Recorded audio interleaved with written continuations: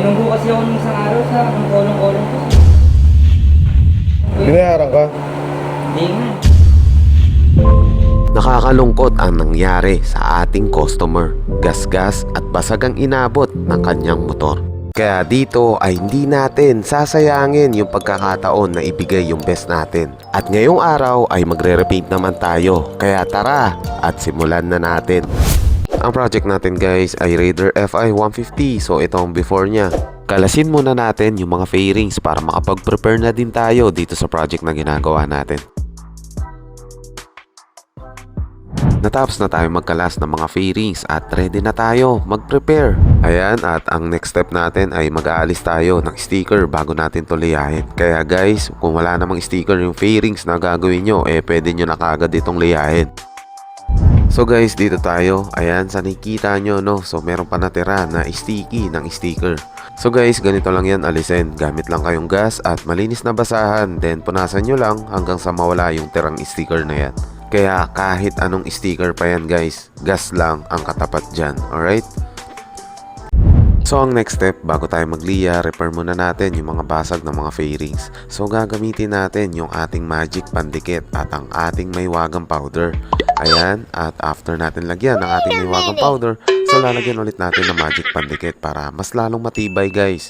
Ayan, ganyan lang gagawin nyo sa mga ire-refer nyong fairings or plastic parts. At mamaya magmamasilya naman tayo sa mga gas-gas ng mga fairings na ito. At magliliya na nga tayo. Gamit natin dito ay 400 na liya. So kailangan lihain natin na maayos para mas kumapit yung ilalagay nating primer. Kaya guys, make sure natin na maayos nyo maliya yung mga gagawin nyo. So ayan guys, dapat ganito yung mamit nyong proper sanding, okay? At next process, apply na natin yung ating 2K high build primer. 2 coat standard guys, alright? At mamaya lilihain naman natin tong nilagay nating primer para makapag-apply naman tayo ng base coat.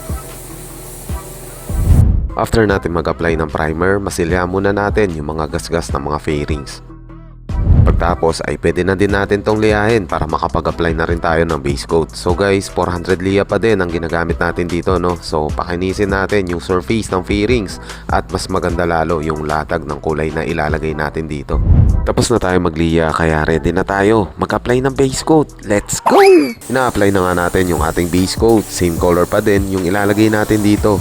2 full coat standard pa din guys. Apply 1 coat, then flash off muna kayo bago mag-apply ulit ng another coat, alright? At syempre, like, comment, and share nyo na din tong project natin para lahat tayo alam natin gawin yung mga process na katulad nito. Kaya share natin ang blessing guys. After natin mag-base coat, sarado na natin kagad sa last part ng process, ang ating high solid clear. Kaya guys, bago kayo mag-apply ng clear coat or top coat, kailangan muna natin mag-flash off. So kailangan muna natin magpatuyo para mag-evaporate yung unang coats na nilagay natin dito, alright? The next day. So ito na nga yung ating ginawang project guys. At bago natin ikabit sa motor ng ating customer, ay i-check muna natin sa outdoor yung ginawa natin, no? Makuha kaya natin yung expectation ng ating customer. Yan ang malalaman natin mamaya. So install na muna natin yung mga fairings para ma-pick up na din ng customer natin itong motor niya. So yun guys, what's up? Tapos na tayo mag-install ng ating project, Raider FI 150. Then nandito na rin yung owner, no? Wala na rin yung kanyang mga basag na flarings, no guys? So papakita natin sa screen. At saka yung dito niya, wala na rin. And then yung dito niya, no? So wala na rin siya guys. Ayan. So back to normal. Tapos yung decals bro, ipapa-install mo na lang, no? Papa-install ko na lang. So meron din siyang decals, ilalagay din. So bro, anong masasabi mo bro dito sa tinabaho natin para sa Raider FI mo? Ayun boss, dahil pinagawa kay kuya na jet black na. Yung stock kasi niya parang may pagka-gray. Kasi ako boss, black lover ako eh. So yung pagka-black nung ginawa naman ni bossing, okay naman, kuwang-kuwa. So ay sa akin, quality talaga. So yun guys, narinig nyo yung... Saka yung ano nila, yung service nila dito maganda. Ayun, alright. Mobile. Quality mo bro? Oo boss, quality. Alright, so yun guys, no, sa mga gusto magpagawa sa amin, direct message lang po kayo sa aming page, JT Carbozone Philippines. Kung hindi ka pa nakapollow, mag-follow na kayo. At yun lang, at kita-kits tayo next video. Maraming salamat bro. Thank you boss. Isang project na naman ang natapos natin guys. At alam namin na may natutunan kayo dito sa project natin. Marami pa tayong gagawin. marami pa tayong pagagandahin na project.